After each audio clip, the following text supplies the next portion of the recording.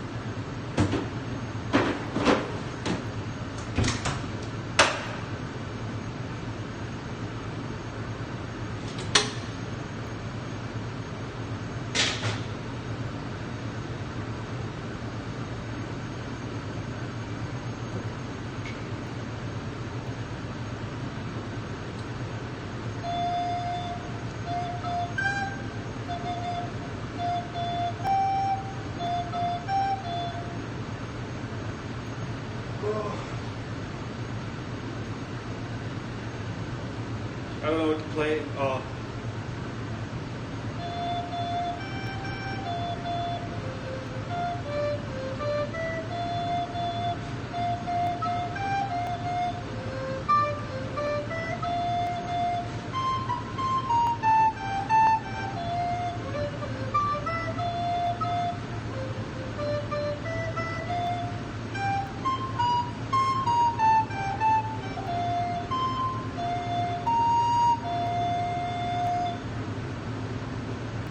I think that's how it goes, sort of.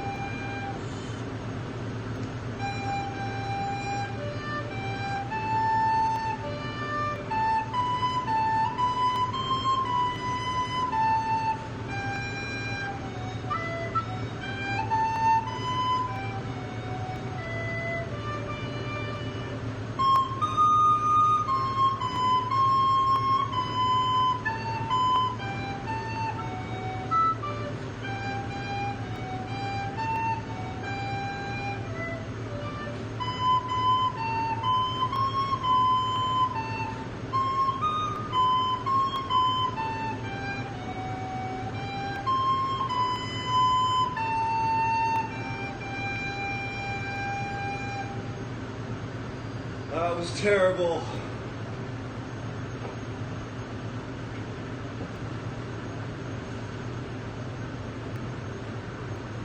I didn't get enough sleep last night. You can blame the lack of sleep. I had to get up an hour early. I have to do some extra baking this morning. Baking some mini bagels.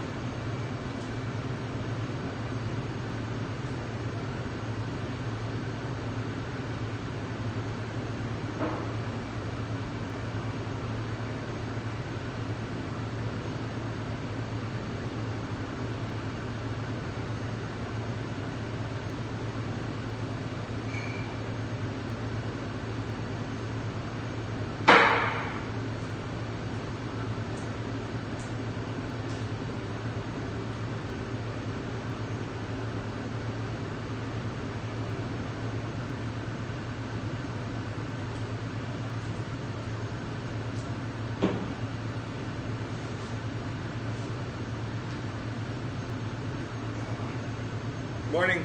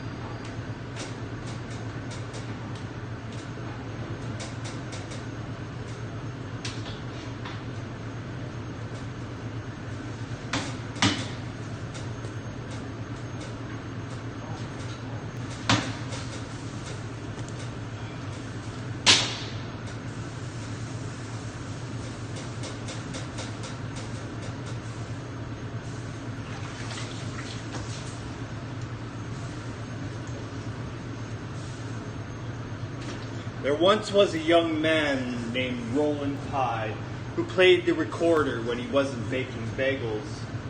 One day he was walking through a park and playing with his recorder to rest a while from all his baking, when suddenly he spied a corpse lying on the ground beneath a swarm of flies. He put down his recorder, walked over to the corpse, shooed the flies away, and buried the dead body with stones. Returning to his oven later that day, he found that his oven blade had gone on by itself and already baked half the bagels he needed that day. From that day on, Roland Pye was the happiest baker alive. He would bake until he was tired. Then he would pull his recorder out of his pocket while his oven blade went on by itself. But Roland Pye lived in a town whose mayor did not admire his skill and was jealous of his fame. So the mayor devised a plan to rid the town of Roland. In the beginning, he said that Roland was a good worker but lazy. Then he said that Roland baked a whole lot but badly. Then he accused Roland of being a sorcerer, and the people turned on him. Roland therefore took his recorder and left his home behind. When Roland came to a neighboring town, he went to all the business owners, but none of them would give him any work.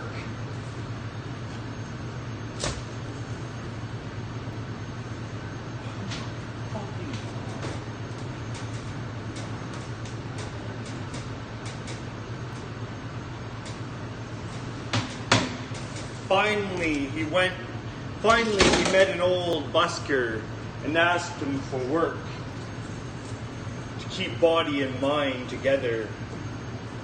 "Come along with me," said the old man, "and we will share alms together." So Roland Pye and the old man started going around and playing and singing, "Baker, why do you bear those silent things? Baker, how did you forget to stand where your feet are? Baker, no woman loves your wealth, although it is golden and good for her health. Baker, you are too dirty for a lover to waste your cream. Your limbs are the knots and cords of an old-fashioned machine."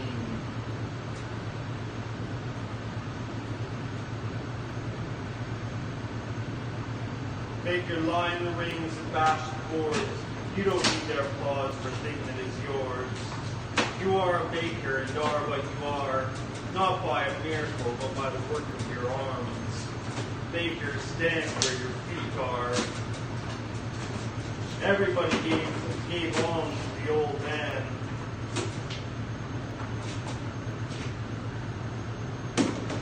But to Roland, they said, "What is a young man like you out begging?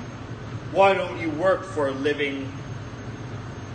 "Nobody will hire me," replied Roland Pye. "That's what you say. There is a king with so many hungry soldiers to feed.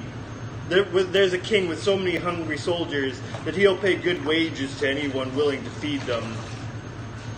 So Roland Pye went to the king's kitchen and took the old man whose alms he'd been sharing.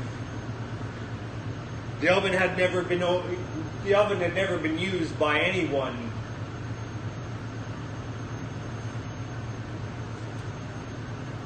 Roland mixed the dough, then he rolled it into rings. Then he boiled it, dressed it with seeds.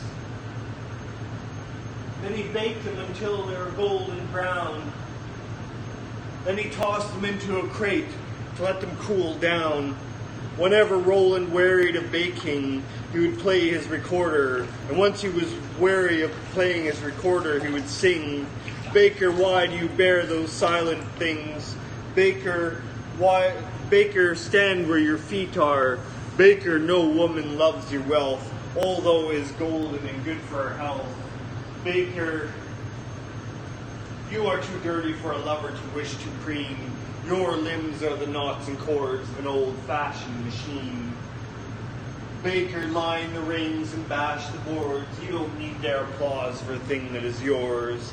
You are a baker and are what you are, not by a miracle, but by the work of your arms. Baker, be who you are. Hearing the singing of Princess about the window, she saw Roland Pye and fell in love with him. But she was a princess, and he a baker. The king would never consent to their marriage. So they decided to run away together. They fled at night in a boat. When they were already on the high seas, Roland remembered the old man. He said to his beloved, "We must fetch the old man. Since he shared his alms with me, we can't go off and leave him like that." At that very moment, the old man came up behind the boat, walking on the water as though it had been dry land. Reaching the boat, he said,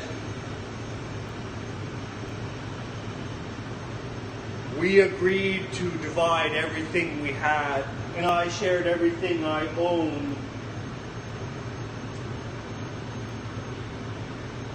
Now you have the king's daughter and must give half of her to me." At that very moment, at that he gave Roland a knife to cut his bride in half. Roland took the knife with a trembling hand. "You are right," he said. "You are perfectly right." He was on the point of cutting his bride in half when suddenly the old man stopped him. "Stop! I knew you were a just man. I am the dead body, mind you, whom you buried with stones. Go now, and may the two of you always be happy." The old man walked away on the waves. The boat came to an island rich in all good things, with a princely palace awaiting the newlyweds. Oh, I'm half asleep, my God. That was terrible. Should have warmed up. The poem.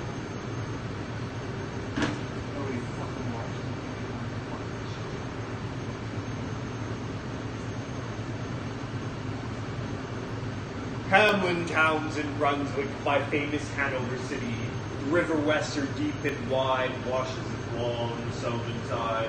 A pleasanter spot you never spied. Poem begins my ditty, almost 500 years ago.